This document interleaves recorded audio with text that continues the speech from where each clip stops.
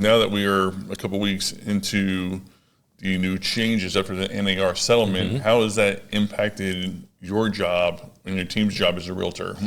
You know, it's funny. I think the NAR settlement, the answer is it hasn't affected us much at all. But I think that it's much like the rates, or when the Fed comes out and says, hey, we're going to lower rates September 18th, consumer sentiment goes, oh my goodness, this is going to be a huge move.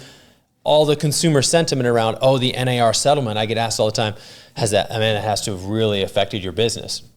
No, it really hasn't. Yeah. They put some additional measures, which actually we could get into this, but I don't think it helps consumers. I think it was more just a sentiment play. I think the attorneys that litigated those made a whole bunch of money, and they're the ones that are going to win in this, but that's a whole other story. For us, it doesn't change a lot. We need to have buyer rep agreements before we can show houses now, which is fine. I can understand that. Sure. And rates have always been negotiable. This is the thing that gets me.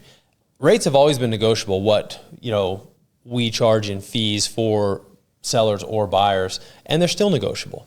And I think the seasoned agents like yourself will have almost no impact at all. That's the feeling. I think the newer agents who don't have the reputation or the history of selling homes, it'd be a little bit more difficult to show their value. Right. But again, I remember in the mortgage business back in 08, 09, and then the Dodd-Frank laws came into play, and our world was turned upside down, and everybody was freaking out.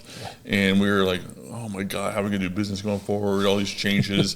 And then we quickly adapted, and I look back, and it's actually the best thing that ever happened to our business. It cleaned it up, and the consumer is well protected at this point, and those who did their business correctly never really missed a beat, and they're actually doing better. So we're going to go through these transitions. This is not the last of them, I'm sure. And I think seasoned veterans like yourself and others will do just fine. I agree. Hopefully it will clean up the industry a little bit, get rid of some of the part-time agents that really do a disservice to their clients by not doing this full-time and being really in the game. There's too much money on the table for buyers and sellers when you're transacting a home to use someone that doesn't know what they're doing.